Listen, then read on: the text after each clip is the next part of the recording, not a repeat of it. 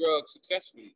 Well, what I came up with is that we're able to sell drugs so successfully because everybody in our community can teach us how to do it.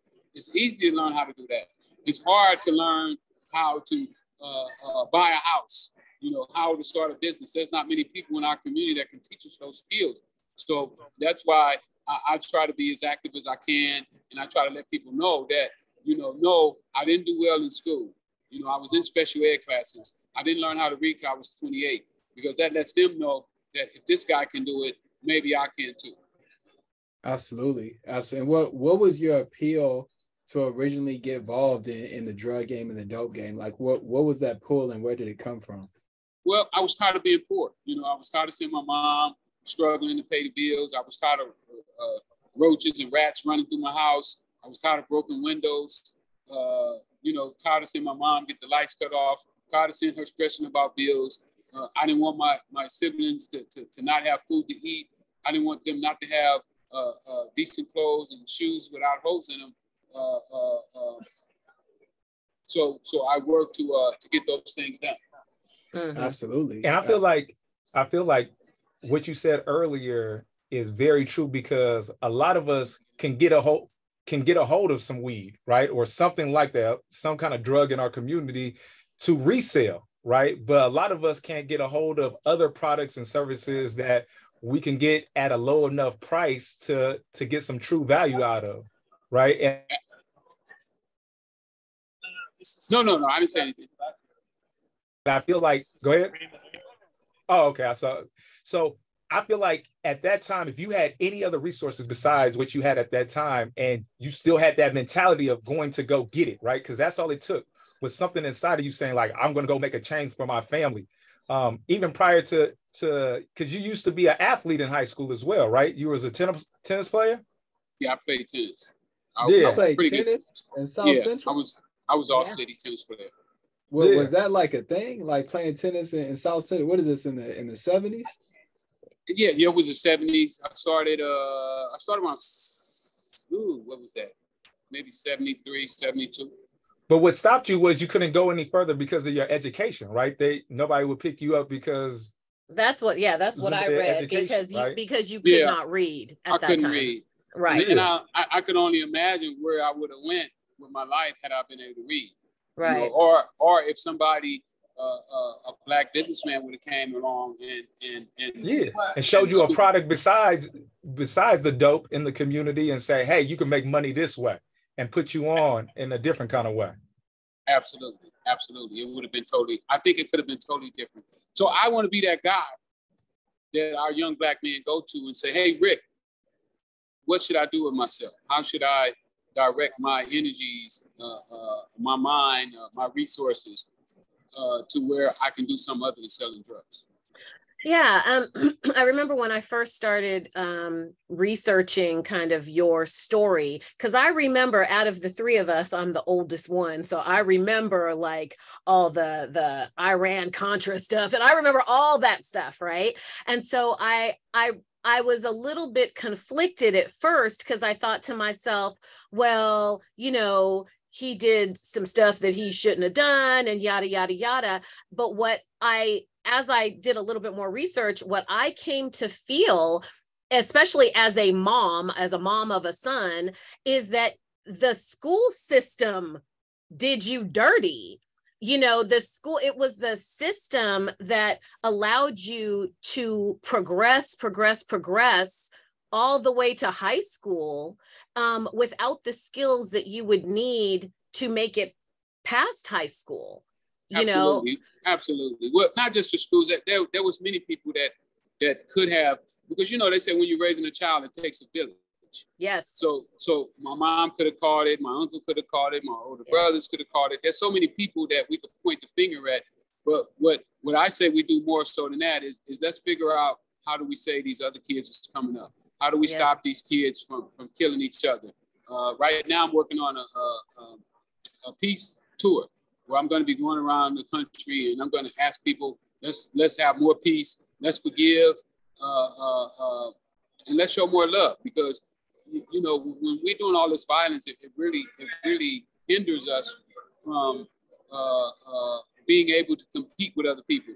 You know, one day I was riding in my neighborhood, and I stay in a blood neighborhood now, but I grew up in a Crip neighborhood, so it's a little sticky. Conflict of interest right there. Yeah. But one day I was passing by the street and I see this Spanish kid. He's about 15 years old, and he's standing out selling flowers. And I was like, wow, this kid is ahead of black kids because he can stand out at 15 and sell flowers on the street when black kids can't. Because if a black kid was standing on that street, somebody would pull up on him and ask him what set he's from, what was he doing in this neighborhood, and so forth. So we got to get it to where our kids can not just feel safe, but actually be safe to be out, to mingle with people, and just have the opportunity that other people have in this country that's afforded to others to be successful. Absolutely. Can I ask you what kind of outreach, what does your outreach look like as far as reaching these young people? Oh, I'm having tremendous success. I mean, I'm having guys come up to me and tell me things like, I make smart look cool, that they changed their life. You know, he was thinking about selling drugs, but he didn't because of what I told him. So when I'm having that kind of success, and that's why I keep doing shows like you guys, because you guys get the word out, and the people get to hear me, and they get to have a different view, because, you know, a lot of the OGs in the hood, they don't get the right information out, you know? Yeah. You know, they're telling them to get a gun. You need a gun. You know, when I was coming up, it wasn't cool to have books. Yeah. So once you know, what I find very interesting is you got yourself out of jail, right? What was the point while you were in there that you were like, man, I have to take my my case for myself because nobody else is going to do it? Like, what made you pursue and go deeper into the case to make sure that you had your rights? Just what you just said. You know, an older guy told me one day, he said, Rick, your lawyer has other clients? And I said, yeah. He said he has his wife? And I said, yeah. He has kids? And I said, yeah. He said, do you think that he put you in front of all those people that you just named? And I said, absolutely not. So he told me that I should start looking out for myself. And that's what I say, that we as a community, we have to start looking out for ourselves. I want to know how you even thought. Did you know when you started researching your case that there was a loophole, or that there was some, did you have something in your mind saying something ain't right here? Like, well, how did you find that, you know? Well, you know, my whole case was a total setup. It wasn't, okay. I had quit selling drugs. I was not selling drugs anymore. I came to my senses that selling drugs was wrong. But at the same time, though, I'm still a dope fiend. I'm still addicted to selling drugs. I love selling drugs, but I'm fighting. Did you love selling the drugs, or did you love just the profit and the lifestyle that came from it? It all goes together. You know, I don't know. Yeah. I don't know if you can separate one from the other. You know, if you take the lifestyle away, is the drug still the same? Or if you take the drugs away, you can't have a lifestyle. So when I look at it as a whole, as yes, and I was addicted to that lifestyle, to that way of making money. Selling drugs had become like a crutch. Anytime something was going wrong with me, I could turn to drugs and it would become all right. Basically, just like a person that uses drugs. You know, they could be trying to get off and then something go wrong and then they back on. Or the same thing they do with cigarettes. So I wasn't selling drugs when they came to me with this deal to get me to get drugs from them on credit. So when you say they, who are you referring to? The DA.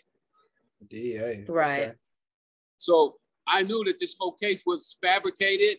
It wasn't a real dope case. Right. It was something that was thrown together. And I knew that whenever people do stuff like that, they make mistakes.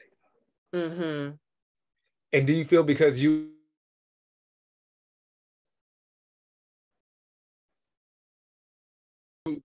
had the money, why you had such a big... Well, you know, anytime you become big in the Black community, they want to make an example of it.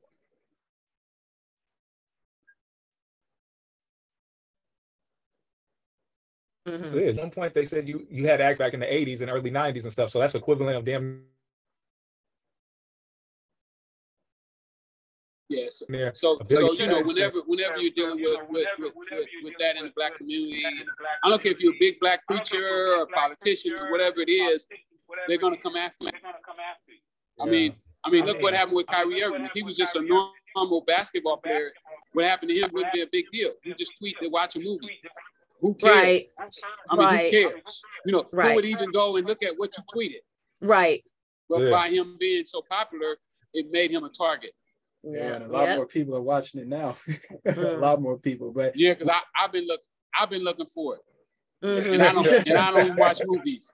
And what? So where does the name Freeway come from? My mom's house was on the side of the freeway, so somebody just named us the Freeway Boys, and it's stuck. Was that the 210? 110. The 110. Okay. Yes, okay. The Harbor. The Harbor. Nice. And so how have you seen, obviously you were very successful. I know you're extremely humble. I definitely don't want you to downplay yourself, because there's a lot of dudes out here who have done what you have, or at least attempted to do what you did, but you're one of the greatest ever, right? Like just in that aspect. So how have you seen those skills be transferable to other parts of your life and other things you're doing in this new era? Well, you know, I did an interview yesterday with Dominique Prima, and she interviewed me when I first got out of jail. Wow. And she said, when we interviewed, she said, well, you were talking about things you were trying to do. But now you're talking about things that can be done. Yeah. And she said, what has changed? And I said, well, I've had some success. Come on. So you know, once you know that it works, once you know that it works, I can tell people now that it really does work. Those skills that I use selling drugs are transferable. Yeah. Oh yeah. I mean, it's running a multi-million-dollar corporation. There you go. This book is one of the examples. Okay. Thank you. I dig it. Is that book available on your website or on Amazon? Yes.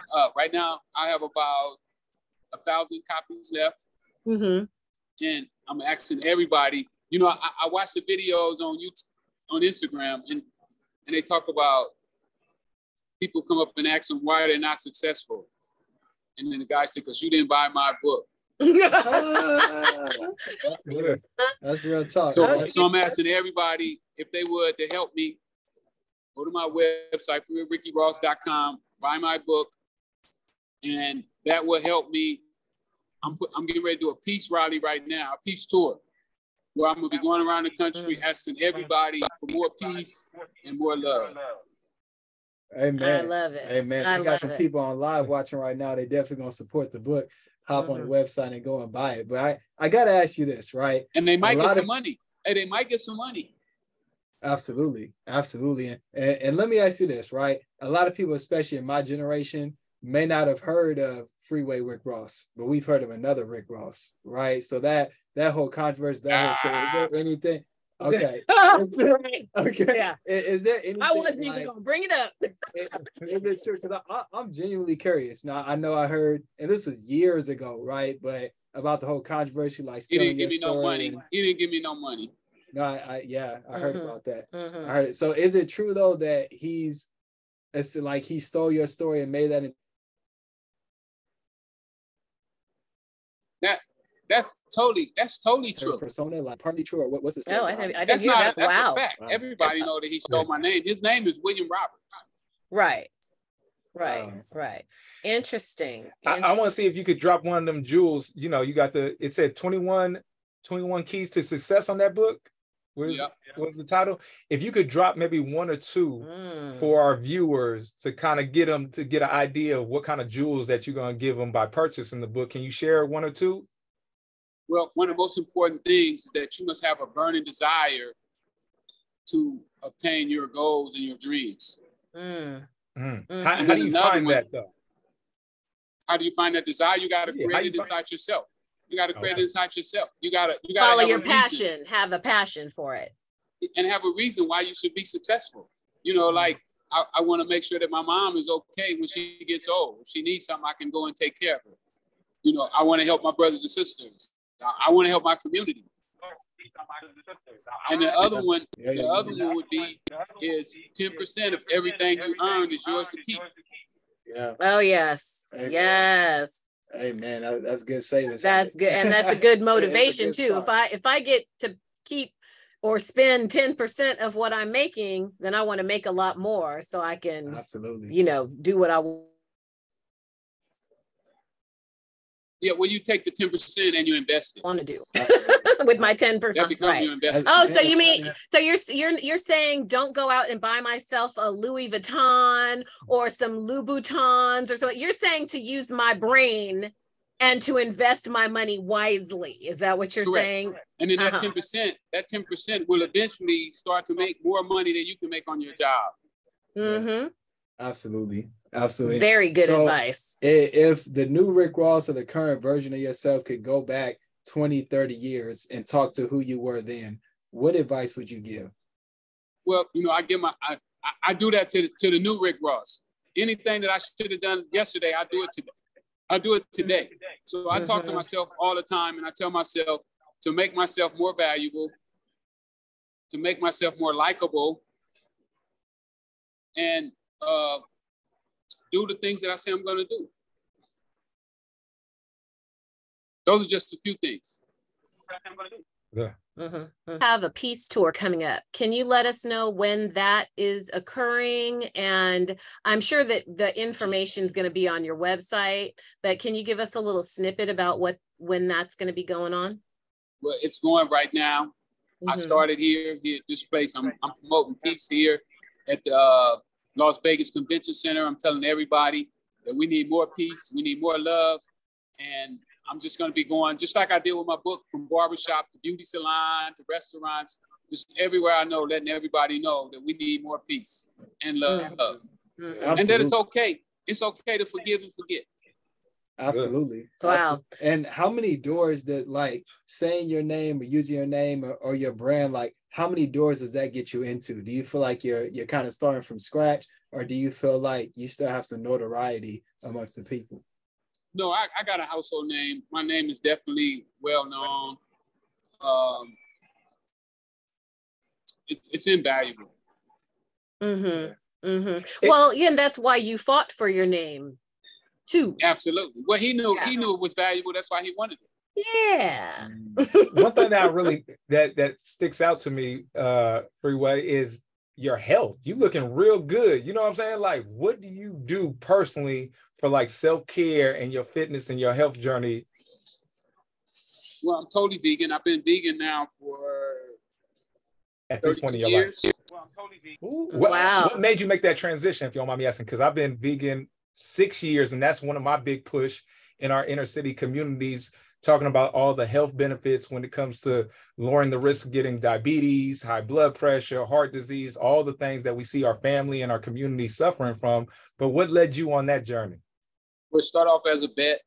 He also gave me a book, Do You Live to Eat or Eat to Live? Oh, yeah. I read the book. Classic. Yeah. And what made you stick with it all these years? Well, I couldn't tell the difference when I stopped eating meat. I felt good. I was under the impression that I needed meat to live. I thought that if you stop eating meat, you would die. So when I found out that I could live without it, I don't want things that I don't need. I like that. And so do you drink or smoke, or are you off that too? I don't drink or smoke. Not even weed. I sell weed, but I don't smoke. I eat it. I do the edibles. Okay. Oh yeah. Also for the peace tour, I'm also doing a record right now for artists. If there's artists that wants to get on the record, they can go to Rick Ross Radio, and they can submit their record there, verse or whatever they want to do, because we're doing a record. Wow. Remember, like, we all in the same gang and Stop the Violence. Well, we're doing a modern version of those. We're gonna mix. We're gonna mix. We all in the same gang with Stop the Violence. So nice. How about we do you one better? Any of those artists that got radio edited songs and stuff like that, how about you send it our way and we get some spins out here in the Bay Area? Let's do that. Come on. That would be great. I like that. We can do that. Yeah, let's build. And so you seem very, very vision driven, very mission driven. Like, you're out here with a purpose, right? But what do you do for fun? Like, what do you do to relax? Like, are you dating somebody? You married? This is fun. This is fun. He said, this is fun. I feel like Quincy's trying to get into your personal business. That's right. I feel like I'm in heaven right now. Ah, I love that. That's a good stuff. But no, honestly, especially and speaking as somebody who's also very purpose driven, I've been reminded that it's good to take breaks, right? And I can tell you got a lot of energy, and fortunately, you're funneling that in a very positive direction. But what do you do to recharge yourself, right? Because this feel like a break. Listen, this feel like a break right now. They put me in a 5-star hotel. I get to eat fine food, and I'm gonna be out here taking pictures with beautiful people. Okay. Now where else? Now where else would you want to be at? No, that's right. So like gratitude. There's people, obviously a lot of gratitude. And these are people who really like me and respect me. So they automatically, when somebody comes up and they really show you genuine love, it kind of like just melts you. You know, it's like re-energizes you. Yeah. And how does this compare to the lifestyle that you used to live? Right, when you had that other lifestyle is really hectic. The other life was really hectic. You know, you walking around with a pistol on every day. You wearing bulletproof vests. You wake up in the morning. You say, "This is the day I might have to kill somebody, or the day I might get killed, or the day I might go to prison." So that's a lot of pressure. This here is no pressure. Right. I want to ask you, because I'm a yoga teacher and stuff like that. I want to know, like, what kind of, do you do any mindfulness practices? Are you a prayerful man? Do you do yoga? You know, I need to know, because I just want to know. I want to start doing yoga. I do a little working out. I go to the gym once in a while, and I do push-ups in the bedroom. But that's about as far as I go. But I want to definitely start stretching more. I know I need to stretch more, and I need to do some yoga. Okay, cool. You just hit me up online, because I do teach on Zoom. Holler at me. I'm following you on Instagram anyway. So all right, I got you. Yeah. Anytime. Matter of fact, when I come to Oakland, I'll do a session with you. Yeah. When are you coming to Oakland? Yeah, when are you coming to Oakland? I come to Oakland about 3 times a month. Wow, okay. You said 3 times a month? My marijuana brand is in quite a few stores. Blunts and More. I'm in Blunts and More. You in Cookies? No, Cookies. Yeah. Okay. Cookies don't mess with me. Blunts and More. Are you in Nugs? Cookies don't mess. Cookies. I'm in Nugs. You're in Nugs. That's right down the street from my house. Shout out to Nugs. Yes. That's right. Yes. Like, that's in walking distance from my house. What's the name of the brand? LA Kingpin. LA Kingpin. I go to Nug on the way home. Get to LA Kingpin. It's right next to my house. And what is it? Is it joints or blunts or edibles? What is it? Eights. I'm doing eights right now. Yeah. Okay. You know what I tell everybody? I'm pimping on a budget, so I can't have everything. You do what you got to do. You do what you got to do. That much respect, right? But I'm gonna cut some big deals. I'm gonna cut some big deals here in Vegas today. Okay. Yeah, speaking into existence. That's amazing. Yes. That's amazing. So somebody your stature, they always say, you know, you are essentially the circle of influence that you surround yourself with. Like, who do you find yourself, you surrounding yourself with right now when it comes to business and collaborations and partnerships? I surround myself with a variety of people. I try to get the low-level guys as well as the highest of the heights, because when you can take a low-level guy and teach him how to do high-level work, you make a lot of money. Bring the best out of him. Exactly. Yeah, that sounds like a high-quality coach right there. Do you coach anybody or mentor anybody? I coach a lot of people. This is a coaching job right here. When me interviewing with you is a coaching job. Right. There's gonna be people who watch this and they're gonna learn from it. Oh yeah. We dropping all types of nuggets. We learning from it. And so I know Kenya and Kat have talked about just. I'm also doing the credit too. Go ahead. I'm sorry. Credit too? Yeah, I do credit repair too. Yeah. Oh man, that's a great segue, right? So I know Kat is in health and wellness, right? Kenya does self-care, yoga, things of that nature. I work in finance, right? And my question is, especially considering, I know Lil Baby has talked about this. He's shifting the culture a little bit in terms of how artists spend their money versus saving and investing.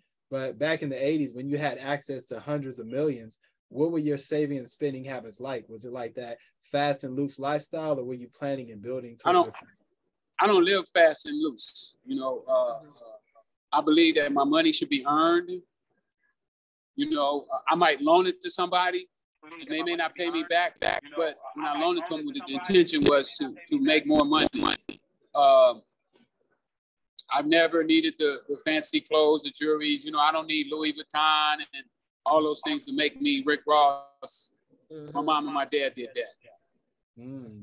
Yeah, because I remember reading also or seeing you talk about this, that even back then, even back in the kind of heyday of when you were, you know, doing what you were doing back in the 80s, even then you weren't like putting your money into like driving a fancy car, you know, rolling down the street in something fancy.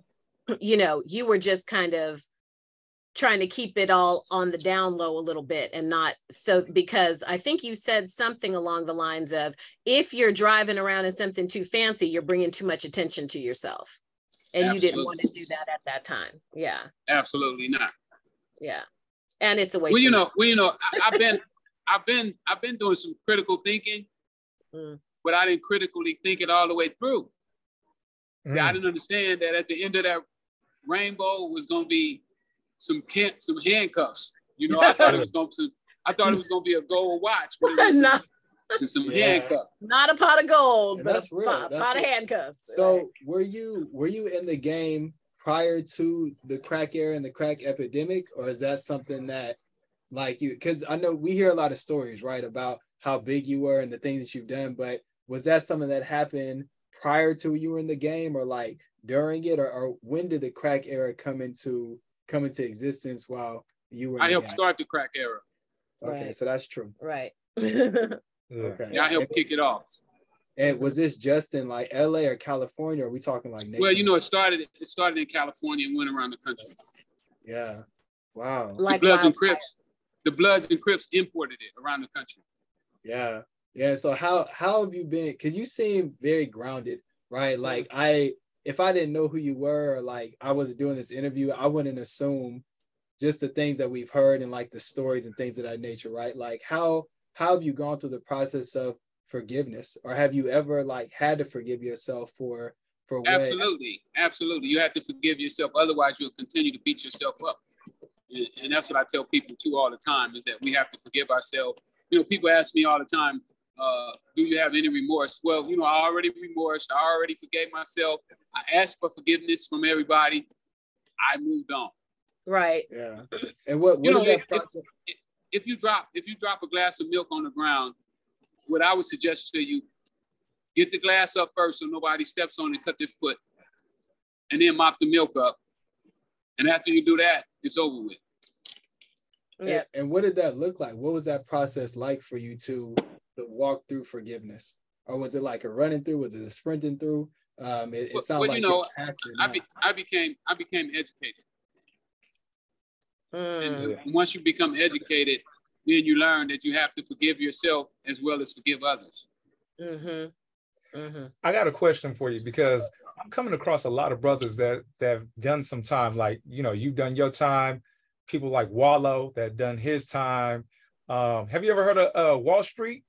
The brother Wall Street that teaches the Wall stocks Street in Trapper. Yeah. No, not Wall Street Trapper. Oh, another Wall Street. Yeah, Wall Street that was in San Quentin. The one that was in the jail. Yeah. Yeah. Oh, yeah. Okay. Wall Street. All these brothers is they have multi-million-dollar ideas like yourself, right? And they're executing on it. It's like, for that to, like, what I'm saying is, for you to have that time while you were inside doing your time, that time being still, did that allow you to build out these business plans that you're executing on right now? Absolutely. Okay. And I learned business plans. You know, like I said, I read 300 books. Yeah. So I learned about other people's business plans. And then I was able to take their business plans and build on mine. And just implement what you wanted to do in those business plans to execute on the level that you're doing right now. Absolutely. There's a saying that, now don't be a copycat. Yeah. Why change that? Yeah. It's okay to be a copycat. Just make sure you're copying the right cat. Yeah. Don't reinvent the wheel, right? Right. Shit, if it works, it works. Well, I think what's interesting too is that somewhere inside of you, you had the belief and the fortitude and the belief in yourself to, you know, not go to prison and then just make a make a mess of yourself, you know, get into fights and cause all kinds of you know, get into all kinds of drama. But instead, what you did was you educated yourself. You read a whole bunch of books. You used your time wisely, not knowing for certain that you would be able to get yourself out. And I knew I was going to get out. No, I knew. So you did know. You knew in your own mind. You knew. Well, what I discovered is that if you become too smart for the penitentiary, you know, it's like a pregnant woman. If the baby inside her continues to develop, she has to let it out. So I was going to continue. I was going to continue to develop until I had to be let go. Nice. Hey, you know what? Our phone is about to die. Oh my goodness. Okay. So, man, I'm just going to say I'm so happy that we got to talk to you. It has been really a pleasure. Let's do it again. We'll do it again. Where the phone works correctly and everything. Yeah. Before you go, Freeway, just let's say worst case scenario, this is the last conversation we ever had. What do you want to leave with the people, right? What's something that you want people to know about Freeway Rick Ross that they don't know or they didn't hear in this conversation? They should be following me on social media. Because I'm gonna be follow you at? How do they follow you? Freeway Ricky on Instagram, Freeway Rick Ross on Facebook, and Freeway Rick on Twitter. Because I'm getting ready to be so damn rich and so powerful. We love to hear it. Like that. Yeah. And go to my YouTube too. I got a YouTube too. So I'm gonna end you with that. They can follow me on those social medias, and let's do this again. Thank you so much. It's all love, Rick. All right. One love. Bye. That was awesome. Okay.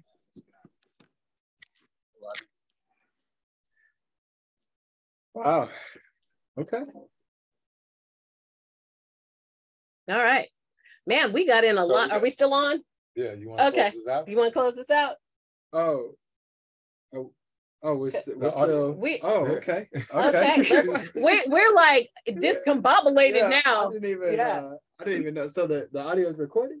Yes. Yeah. Oh, okay. Fantastic. Well, you just listened to another incredible episode of the Anything Can Happen show in Cat Fitness, Ruby Envy, and Quessy Dreams on KGPC 96.9 FM Oakland and streaming online at www.kgpc969.org. Make sure you stay tuned. Follow us, like, comment, follow, subscribe at ach.show on Instagram. That's at ach.show on Instagram. We go live every single Thursday at noon Pacific Standard Time. We just have Freeway Rick Ross in the building, and we got some major guests coming up. So make sure you stay tuned, like, comment, follow, subscribe, tell your people about it, and we'll see you next week. Peace.